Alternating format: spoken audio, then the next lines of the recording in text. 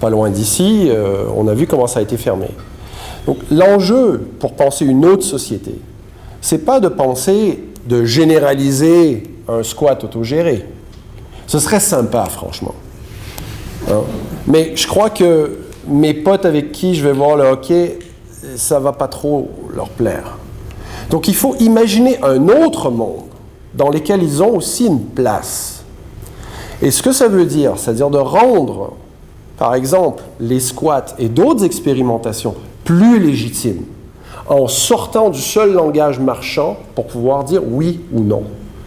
C'est-à-dire de pouvoir avoir des arguments contre celui de la proposition d'Emmanuel Macron qui avait repris à Pécresse de dire les gens qui sont sur le RSA, c'est-à-dire sur l'assistance sociale, vont devoir travailler 20 heures. Je veux dire, mais travailler salarié, faire du bénévolat, mais dirigé. Pas un lieu où eux peuvent être créatifs. Pas un lieu où, par exemple, ah oui, je m'arrange avec 2-3 potes et on va aller s'occuper du parc du village. Vous voyez? Donc, ça prend des squats, ça prend plein de choses qui sont en marge. Mais il faut faire bouger la société en entier pour que dans la grande complexité du possible, ce qui donne le là ne soit plus la règle marchande.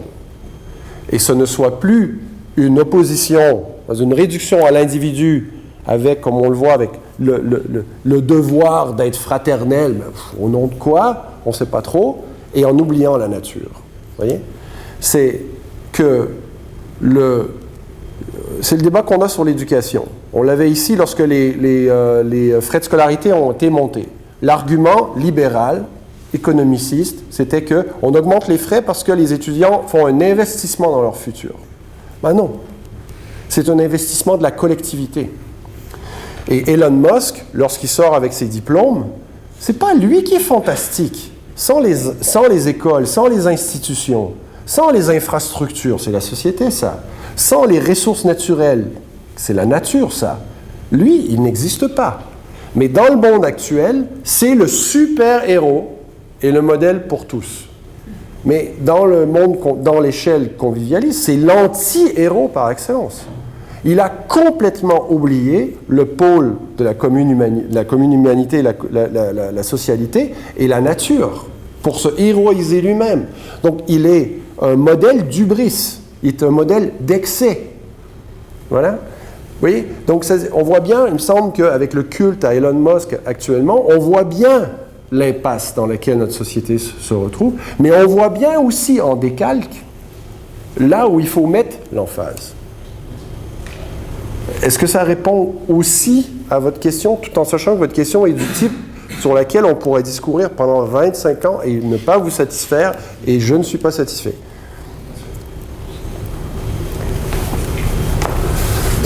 Priorité aux filles, égalité homme-femme, non, égalité.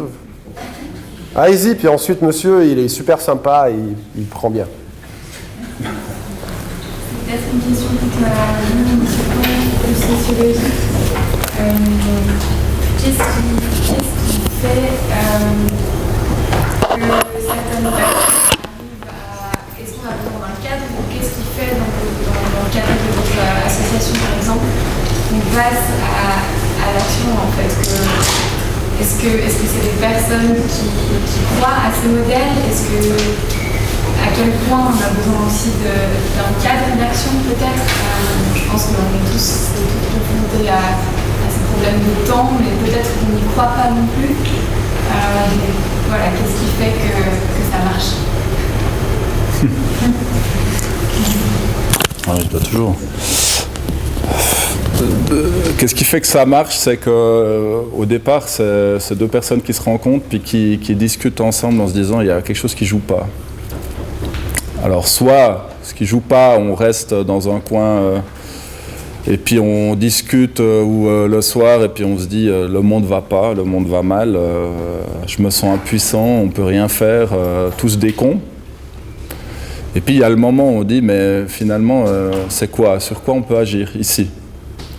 Et puis c'est le point de départ, voilà. Il y a deux personnes et puis après on en parle à une troisième qui dit mais j'ai exactement eu la même impression de ce que vous dites sur ce problème-là.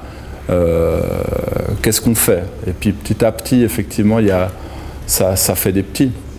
Ça fait des petits, puis en discutant un peu autour de vous, vous dites, ah ben on est en train de parler. Vous vous rendez compte que des personnes que vous imaginiez même pas être préoccupées par ces choses-là, le sont, et puis petit à petit, se crée une sorte de dynamique. Ça, je l'ai vu dans plein de choses différentes, hein, comme quand je vous parlais de mes jardiniers, celui qui est là depuis plus longtemps, il est venu sur un malentendu au début. Il a cru que c'était son assistante sociale qui l'avait obligé à venir pour rencontrer les animateurs du jardin. Et en fait, c'est le plus grand pilier aujourd'hui. Voilà. Donc, c'est vraiment d'exprimer à un moment donné ce qu'on vit, plus seulement entre soi et soi, hein, ce qui peut amener au ressentiment ou aux formes effectivement de rejet. Ces formes-là, hein, le ressentiment, c'est une forme finalement possible, hein, de transformation de notre indignation. Mais on voit ce qu'elle donne. Elle peut donner plus souvent aussi le rejet à la fois des parasites sociaux qui sont en dessous de moi et puis des élites économiques, et puis en rester dans un dialogue entre moi et moi. À partir du moment où cette indignation, elle sort dans une diade, dans une triade, avec d'autres personnes, vous allez voir que les choses bougent. Pour moi, c'est clair dans toutes les expériences qui se sont passées. Puis quand on le dit avec conviction, effectivement, ça fait bouger les choses autour, et puis vous vous rendez compte, vous êtes jamais seul, comme le dit, hein, on a un paquet de relations. Donc si vous avez perçu les choses d'une certaine manière, ou avec un certain regard, à un endroit, ou par rapport à ça, vous êtes sûr qu'il y en a plein d'autres qui ont perçu la même chose, et qui savent peut-être pas quoi en faire. Donc voilà, simplement en exprimant les formes d'indignation, à mon avis, c'est des choses qui dégagent et qui permettent, en tout cas, de faire démarrer quelque chose. Le galant monsieur. Oui, il y aurait une double question qui est justement liée à la question précédente un peu, sur la mise en mouvement et puis même plus concrètement sur la stratégie d'opérationnalisation en fait, du convivialisme. D'une part, vous nous avez présenté donc, des principes, une base idéologique, des postes politiques, d'autre part, un peu des sphères de l'économie, une incarnation de ces principes, on peut dire ça. Et je m'interrogeais sur, d'une part, c'est la première partie de la question, le rôle des institutions dans cette bifurcation convivialiste, on pourrait poser comme ça, et d'autre part, le rôle, comment transformer ça, ce mouvement qui semble être plutôt un mouvement intellectuel, en ce qu'on pourrait appeler un mouvement de masse, c'est-à-dire comment transformer ça en quelque chose de sociopolitique, qui mettent en mouvement justement des groupes sociaux. Je le prends et je l'envoie. Ouais. Je prends la patate chaude. C'est une super question et c'est tout l'enjeu. Et c'est l'enjeu de faire des conférences, que ce soit les conviviabules qu'on fait, qu'il y a une organisation à Neuchâtel qui fait. Voilà. Moi, je travaille à mon niveau, c'est-à-dire, je suis prof d'université.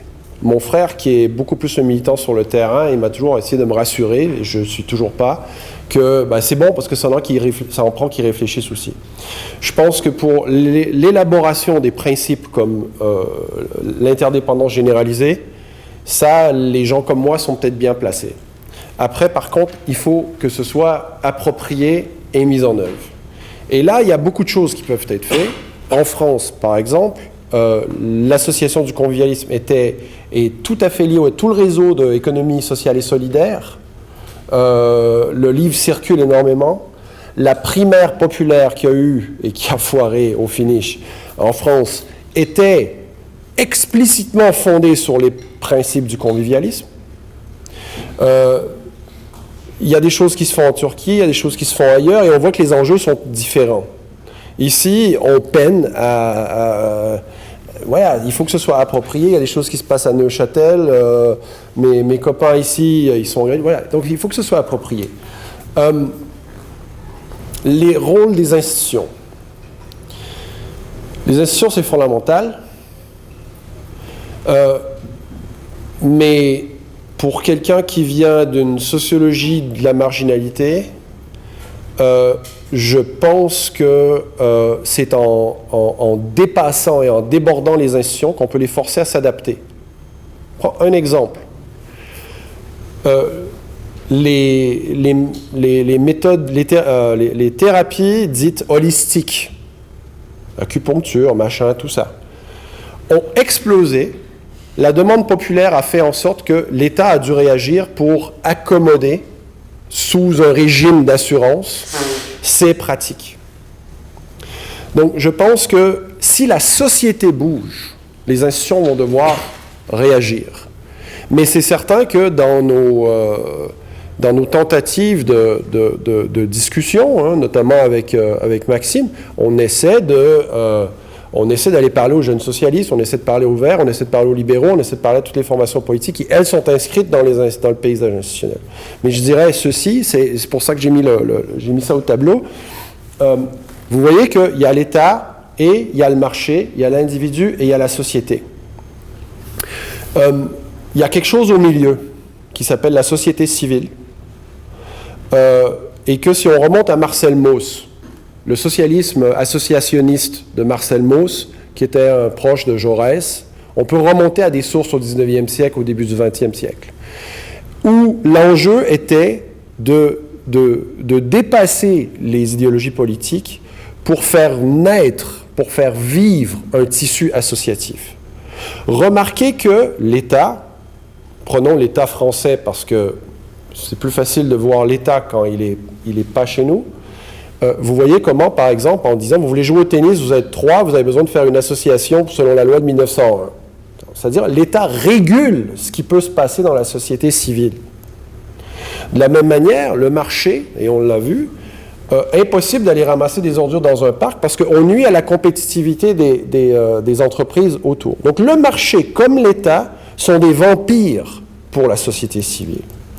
Donc, l'acte de résistance et la façon de faire changer les institutions, pour revenir à votre question, à mon sens, c'est véritablement l'investissement de cet espace tierce, hein, cet espace mitoyen, qui est un espace de don, qui échappe à l'économie marchande, qui échappe aussi au fonctionnalisme de l'État, et où on vit cette obligation. Une relation de don, hein, si je vous donne un cadeau, vous pouvez refuser parce que vous dites « mais je me sens obligé du coup ».